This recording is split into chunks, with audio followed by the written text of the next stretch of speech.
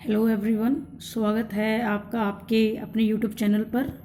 I hope कि आपको मेरी वीडियोस पसंद आ रही होंगी और अगर आपको पसंद आ रही है तो प्लीज़ लाइक करें, शेयर करें, सब्सक्राइब करें ताकि मैं भी और थोड़ी मोटिवेट हूँ, ताकि मैं आपके लिए और अच्छी अच्छी वीडियोस ला सकूँ। और अगेन मैं आपको बोलूँगी कि अगर आपको कोई भी प्रॉब्लम हो, कुछ चीज़ समझ में नहीं आ रही हो, तो आप मुझे कमेंट सेक्शन में बता सकते हैं ताकि मैं आपकी प्रॉब्लम्स को सॉल्व कर सकूँ। We will try my best class. तो जैसे कि आपको पता है, हम बेसिक अकाउंटिंग टर्म्स की एक सीरीज शुरू की हुई है हमने, चैप्टर सेकंड, क्लास 11th। तो उसी में आपके लिए मैं एक नई वीडियो लाई हूँ, तो जिसमें आज हम बात करेंगे इनकम की, कि व्हाट इज़ इनकम। देखिए, excess of total revenue over total expenses, कि जो इनकम क्या होती है कि जितने भी हमारे रेवेन्यू होता है, रेवेन्यू क्या होती है, रेवेन्यू होता है आपकी कि कोई भी गुड्स को, सर्विसेज को दे करके या सेल करके आप जो भी अमाउंट लेते हो या फिर कोई भी अमाउंट अर्न करते हो, तो उसको आप क्या बोलते हो, रेवेन्यू कहते हो। उसको आप क्या बोलते हो क्लास, रेवेन्यू कहते हो। ठीक है। और टोटल एक्सपेंसेस आपके क्या होते हैं कि उस रेवेन्यू को कमाने के लिए या उस गुड्स को सोल्ड करते हुए, बनाने के लिए, मैन्युफैक्चरिंग के लिए, ठीक है, आपने जितने भी खर्चे किए हैं, जितने भी एक्सपेंसेस किए हैं, ठीक है, तो रेवेन्यू जब आपके उन्हीं एक्सपेंसेस से ज़्यादा होता है, तो उस जो एक्सेस पार्ट होता है उसको आप क्या बोलते हो, इनकम कहते हो। उसको क्या बोलते हो आप क्लास, इनकम कहते हो। ठीक है।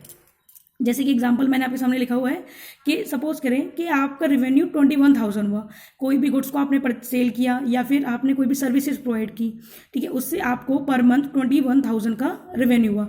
ठीक है। और उसी सर्विस को प्रोवाइड करने में या फिर उस गुड्स को बनाने में, मैन्युफैक्चरिंग करने में या इधर से उधर ले जाने में या लेबर का जो भी आपका एक्सपेंसेस होगा, वो एक्सपेंसेस आपका कितना हुआ, 15,000 हुआ। ठीक है। तो 21,000 माइनस 15,000, 6,000 आपकी क्या हुई क्लास, इनकम हो गई। ये क्या हो गई आपकी, इनकम हो गई। ठीक है। नेक्स्ट पॉइंट है आपका प्रॉफिट। अब देखिए, पहले हम इसे डेफिनेशन पढ़ते हैं, फिर हम इसे समझते हैं। प्रॉफिट क्या होता है, सुनिए। Profit earned from transactions relating to the business, कि जो प्रॉफिट होता है, जो भी ट्रांजेक्शन, जितनी भी ट्रांजेक्शन होती है जो कि बिजनेस से रिलेटेड होती है, ठीक है, उनसे जो हम प्रॉफिट अर्न करते हैं उसे हम क्या बोलते हैं, प्रॉफिट कहते हैं।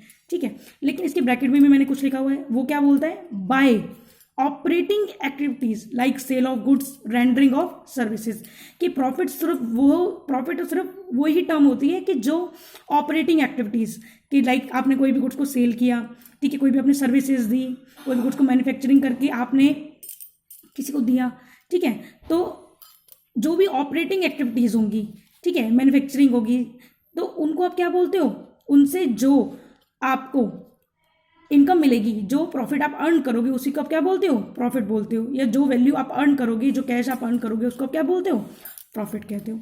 ठीक है। अब यहाँ पर दो तरीके के प्रॉफिट है क्लास, एक होता है ग्रॉस प्रॉफिट, एक होता है नेट प्रॉफिट। ठीक है। देखिए, जो ग्रॉस प्रॉफिट होता है ना, वो आपका क्या है, एक नैरो टर्म है। ग्रॉस प्रॉफिट आपका क्या होता है, एक नैरो टर्म होती है, और नेट प्रॉफिट आपकी एक वाइडर टर्म होती है। ठीक है। कई बच्चे ग्रॉस प्रॉफिट और नेट प्रॉफिट में बहुत ज़्यादा क्या होते हैं, कन्फ्यूज होते हैं। ठीक है। तो आई होप, मैं पूरी कोशिश करूंगी कि मैं आज आपकी इन दोनों के बीच में जो कन्फ्यूजन है मैं उसको आपको दूर कर दूं। ठीक है। तो देखिए, पहले ग्रॉस प्रॉफिट क्या होता है, एक earned from excess of revenue over direct expenses. देखिए, सबसे पहले तो मैं आपको डायरेक्ट एक्सपेंसेस बता देती हूँ। डायरेक्ट एक्सपेंसेस बहुत ही ईजी भाषा में अगर मैं बताऊं, कि जो मैन्युफैक्चरिंग से रिलेटेड एक्सपेंसेस होते हैं, एक फैक्ट्री के अंदर जो मैन्युफैक्चरिंग होती है उससे रिलेटेड जो भी एक्सपेंसेस होंगे उसको हम क्या बोलते हैं, डायरेक्ट एक्सपेंसेस। जैसे कि आपका क्या हो गया, लेबर का वेजेस, ठीक है, वेजेस आपके हो गए, और आपका क्या हो गया, आप उस फैक्ट्री का रेंट देते हो, ठीक है, और उस बिजली की लाइट का, उस फैक्ट्री की लाइट का खर्चा, ठीक है। तो ये सारे एक्सपेंसेस क्या हो गए, आपके डायरेक्ट एक्सपेंसेस हो गए। तो डायरेक्ट एक्सपेंसेस के ऊपर जो आप रेवेन्यू को अर्न करते हो उसे हम क्या बोलते हैं, ग्रॉस प्रॉफिट।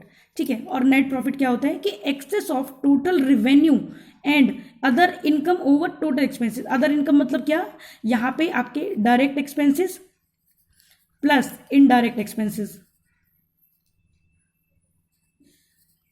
दोनों आते हैं। ठीक है। तो अब देखिए, पहले मैं आपको इन दोनों का डिफरेंस बता देती हूँ, और इसका डिफरेंस हम एक एग्जांपल के थ्रू समझते हैं। जैसे देखिए, सपोज कीजिए कि आप एक गाड़ी बनाते हो, ठीक है, आप एक कंपनी है जिसमें आप गाड़ी बनाते हो, वो गाड़ी आपने 5 लाख रुपीज़ की बनाई, ठीक है। 5 लाख रुपीज़ में उसमें आपकी वैल्यू ऐड हुई, उसमें वेजेस जो आपकी लेबर लगी, उस फैक्ट्री का रेंट, लाइट वगैरह, ठीक है, जो भी उसका लाने ले जाने का इधर उधर का भाड़ा था वो सब कुछ। तो ये सारे आपके क्या हो गए, डायरेक्ट एक्सपेंसेस हो गए। 5 लाख की वो बनी, ठीक है, और आपने उसको सेल किया 6 लाख रुपीज़ में। आपने उसको कितने में सेल किया, 6 लाख रुपीज़ में। तो 1 लाख रुपीज़ आपका क्या हो गया, ग्रॉस प्रॉफिट हो गया।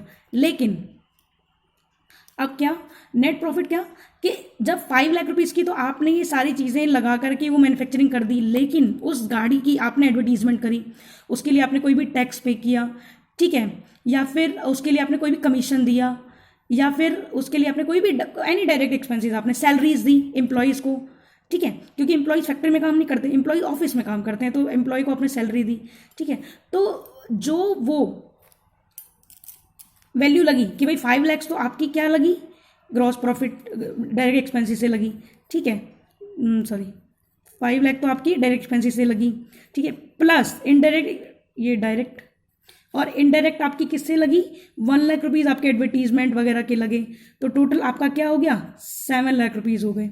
तो 7 लाख, और आपकी वो गाड़ी बिकी किस में, 6 लाख रुपीज़ में, सॉरी वो गाड़ी अगर हम सारी चीज़ें लगा करके सेल करें 8 लाख रुपीज़ में आपने वो गाड़ी अपनी सेल की, ठीक है, 8 लाख रुपीज़ में अपनी गाड़ी वो सेल की, तो 7 लाख माइनस 8 लाख, कि सॉरी 8 लाख माइनस 7 लाख, तो आपका क्या बना क्लास, आपका क्या बना, 1 लाख रुपीज़ आपका कौन सा प्रॉफिट बना, नेट प्रॉफिट। तो इसको आप क्या बोलते हो, नेट प्रॉफिट। समझ में आया डिफरेंस, कि ग्रॉस प्रॉफिट वो प्रॉफिट होता है जब हम डायरेक्ट एक्सपेंसेस के ऊपर रिवेन्यू अर्न करते हैं ज़्यादा, और नेट प्रॉफिट क्या होता है कि जब टोटल डायरेक्ट और इनडायरेक्ट एक्सपेंसेस के ऊपर जब हम टोटल रिवेन्यू ज़्यादा अर्न करते हैं, तो उसे हम क्या बोलते हैं, उसे हम क्या बोलते हैं क्लास, नेट प्रॉफिट। देखिए अब यहाँ पर डायरेक्ट 5 लाख रुपीज़ का लगा, और फिर इनडायरेक्ट हमने 1 लाख रुपीज़ और लगाए, तो कंपनी फिर उसको और ज़्यादा में सेल करने के बारे में सोचेगी।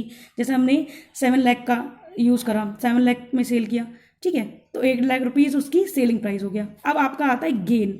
गेन क्या होता है, देखिए गेन वो अमाउंट होती है जो आपको इंसिडेंटल मिल जाती है, कि भाई जैसे आपकी लॉटरी लग गई, ठीक है, आपके बिजनेस में आपको कोई भी बहुत बड़ा, आप हॉर्स रेस जीत गए, ठीक है, या आपने बहुत बड़ा अमाउंट, आपने कोई भी गुड्स को मतलब आपने किसी भी एसेट को सेल किया और वो आपकी बहुत अच्छी अमाउंट में बिक गई, ठीक है, तो जो कभी कभी जो प्रॉफिट होते हैं उसको आप क्या बोलते हो, गेन बोलते हो।